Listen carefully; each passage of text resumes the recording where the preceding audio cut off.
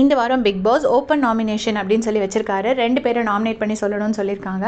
So open nomination வச்சா எல்லாருமே நாமினேஷனுக்குள்ளே வந்துருவாங்கங்கிறதுனால தான் பிக் பாஸ் இந்த பிளான் பண்ணியிருக்காரு அப்படின்னு நான் நினைக்கிறேன். சரி, யாரெல்லாம் நாமினேஷனில் வந்தாங்கங்கிறது நமக்கு தெரியாது. எபிசோடில் ப்ரமோவில் விக்ரம் திவ்யாவை நாமினேட் பண்ணுறாரு.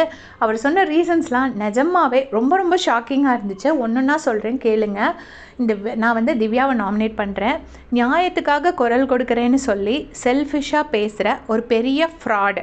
அடுத்த பாயிண்ட் என்ன சொல்கிறாருன்னா, அவங்க ஒரு ஈகோ சென்ட்ரிக் மேனியாக். அதுக்கு அடுத்து மாற்று கருத்துக்களை எதிர்கொள்ள முடியாத ஒரு கோழை அப்படிங்கிறாரு. அதுக்கப்புறம் உங்கள் மேலே வைக்கிற எந்த ஒரு மாற்று கருத்தையுமே ஏற்றுக்க முடியாமல் இத்தனை வாரம் நீங்கள் வந்ததெல்லாம் பெரிய அயோக்கியத்தனம் அப்படிங்கிறாரு. அதுக்கு அடுத்து என்ன சொல்லியிருக்காருன்னா, நான் தான் இந்த உலகத்திலேயே நியாயம் கேட்குறேன் அப்படின்னு சொல்லிட்டு ஒரு பொய்யான வேஷமும் பொய்யான முகமூடியும் போட்டிருக்கிற ஒரு பெரிய ஃப்ராடு அப்படின்னு சொல்லியிருக்காரு. இந்த வேர்ட்ஸை ரொம்ப டூ மச்சாக இருக்குது. எனக்கு உண்மையிலே ஞாபகம் இல்லை இந்தளவுக்கு யாராச்சும் ஓப்பன் நாமினேஷனில் பேசியிருக்காங்களா அப்படிங்கிறது எனக்கு தெரியல. பாரு கூட இந்த அளவுக்கு பேசியிருப்பாங்களான்னு எனக்கு உண்மையிலே டவுட்டாக இருக்குது. பாரு கூட இந்த வேர்ட்ஸை எக்ஸாக்டாக யூஸ் பண்ணாமல் இதை எக்ஸ்பிளைன் பண்ணி பேசியிருப்பாங்க.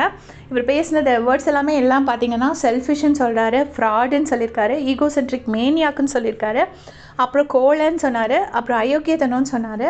மார்னிங்கே என்ன சொன்னாருன்னா, இப்போது பொய்யான வேஷம் பொய்யான முகமூடி போட்டுக்கிற ஃப்ராடுன்னு திருப்பவும் சொல்கிறாரு. மார்னிங் என்ன சொன்னார்னா, கேவலம், அசிங்கம், நேர்மையின்மை அப்படின்னு எல்லாமே சொல்லியிருப்பார். இப்போ இதில் என்ன ஒரே ஒரு பாயிண்ட்னா, மற்றவங்க எல்லாரும் எப்படி சொல்லி நாமினேட் பண்ணாங்க, எல்லாருமே இப்படி ப்ரூட்டல் அட்டாக் பண்ணி தான் நாமினேட் பண்ணாங்களா, இல்லை இது பிபிஏ இனிமேல் ப்ரூட்டலாக பேசி தான் அட்டாக் பண்ணணும்னு சொல்லியிருக்காராங்கிறது நமக்கு எபிசோட் பார்த்தா தான் தெரியும். ஸோ அந்த ஒரு பெனிஃபிட் ஆஃப் டவுட் மட்டும்தான் விக்ரம்க்கு நம்ம இந்த இடத்துல கொடுக்க முடியும். கடைசி பார்த்தீங்கன்னா திவ்யா தனியாக உட்காந்து அழுறாங்க. என்கிட்ட யாரோ கமெண்ட்ஸில் கேட்டிருந்தீங்க, திவ்யா வெளியே போயிட்டாங்களா அப்படின்னு வீடியோஸ் வருதுன்னு சொன்னீங்க. எனக்கு சத்தியமாக தெரியாது அப்படி வெளியே போயிருக்காங்கங்கிற மாதிரி. எனக்கு எந்த நியூஸும் இது வரைக்கும் கிடைக்கல. கிடைச்சா அவங்க கூட ஷேர் பண்ணுறேன். தேங்க்ஸ் ஃபார் வாட்சிங்.